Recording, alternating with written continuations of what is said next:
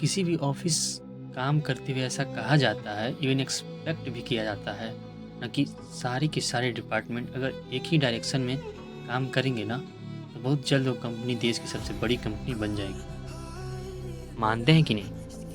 पर ऐसा मैं सोच रहा था कि हमारे माइंड की 2 डिपार्टमेंट तो कभी पड़ती ही नहीं है। ऐसे में क्या करना चाहिए?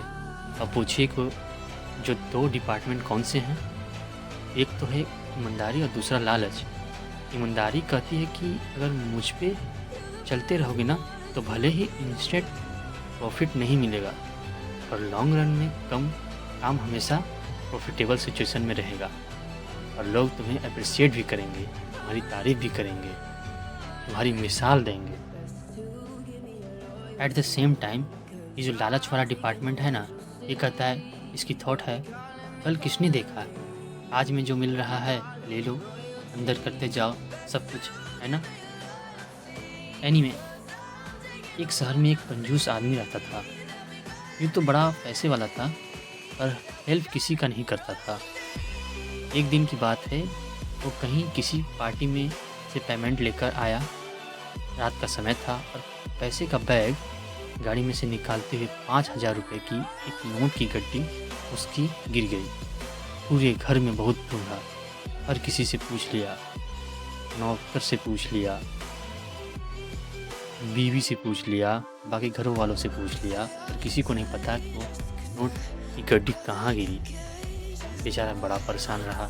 अचानक 4 दिन बाद उसे घर में काम करने वाले नौकर मंगत लाल की छोटी सी बेटी की नज़र पड़ी गार्डन में खेलते हुए उस रुपए की गड्डी पर। उसने वो पैसा लिया और उसने अपने पापा को दे दिए। मंगत लाल उस परिवार का सबसे पुराना नौकर, ईमानदार तो इतना था कि क्या बता। पैसा की गड्डी लेकर उसने सोचा, अरे वाह, ये तो अच्छा हुआ, चलो जल्दी से इसे मालिक को दे ही देता हूँ, बहुत खुश होंगे। भागकर उस मालिक के पास गया और कहता है, साहब जी, मेरी बेटी को खेलते खेलते पैसे की गड्डी मिली। वेल, अपने खोए हुए पैसे की वो कंजूस मालिक बहुत खुश हो गया, लेकिन उसने अपने चेहरे पर खुशी आने नहीं दी। उसके मन ही मन लालच आ गया, क्योंकि वह जानता था कि वो अब तक अपने घरों में ये शोर शराबा की, पैसा खो गया है, पैसा खो गया है, पर किसी को यह नहीं बताया था कि उसके पैसे कितने थे। वेल, अपने मन में लालच लिए उसने अपने गरीब नौकर को कहा, ये 5,000 तो तुमने मुझे दे दिए, बाकी 2,000 कहाँ हैं? इस पर उसका नौकर मंगत लाल घबरा गया। कहता है, मालिक 2,000 कौन से? इस पर वो कंजूस इंसान कहता है, अरे भाई, जो मेरे नोटों की जो गड्डी थी ना, वो पूरे 7,000 रुपये थे। तुमने तो मुझे सिर्फ 5,000 ही दिए हैं, 2,000 लेकर आओ। बेचारा मंगत लाल सोच रहा था, मुझे मेरी ईमानदारी की ये सजा दे रहे हैं मालिक। वेल, वो जानता था कि उस पूरे घर में अगर कोई शख्स है जो कि सही फैसला कर सकता है, वो था कंजूस शख्स के बाबूजी, यानी उसके पिताजी। वो इतने ईमानदार थे कि वो दूध का दूध, पानी का पानी करते हैं, यानी गलत की गलत और सही को सही। वो नौकर मंगत लाल और उस कंजूस आदमी दोनों गए उन बाबूजी के पास और पूरी बात सुनी।